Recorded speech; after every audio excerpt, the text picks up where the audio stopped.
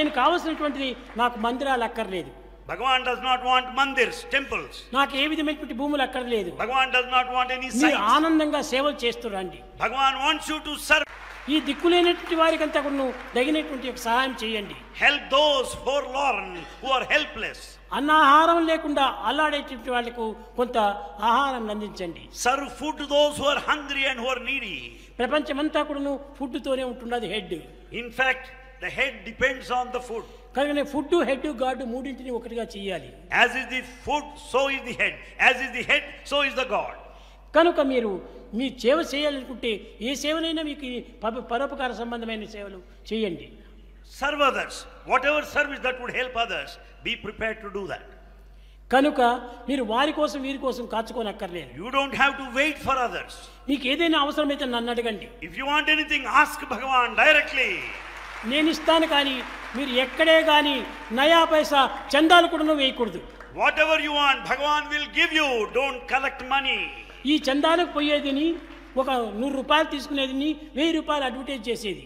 You just collect, they give you 100 rupees and give advertisement 1000 rupees worth.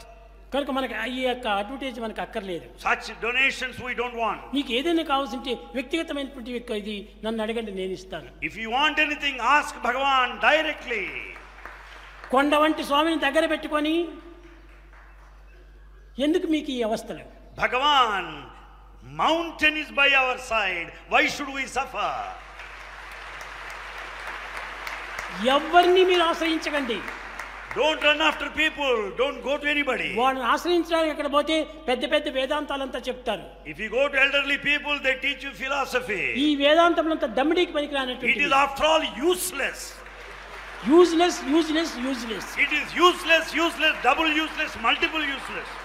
ఇక్కడే కాదు, అన్ని ప్రాంతాల్లో కూడా అదే రకంగానే ఉంటున్నాయి. Not only here, everywhere similar. England పోయి చూడండి, జపాన్ పోయి చూడండి, జర్మనీ పోయి చూడండి, ఎక్కడ పోయినప్పటికీ ఇదే వ్యాపారాలే.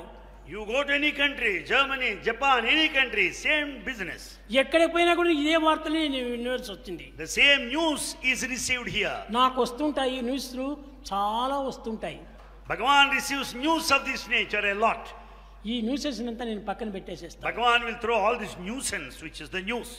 ఇవి నేను వినవలసింది. Is the thing that he should know. అందరూ క్షేమంగా ఉన్నారు, అందరూ ఆనందంగా ఉంటున్నారు, అందరూ సౌఖ్యంగా ఉన్నారు, అలాంటివి నేను వినాలి.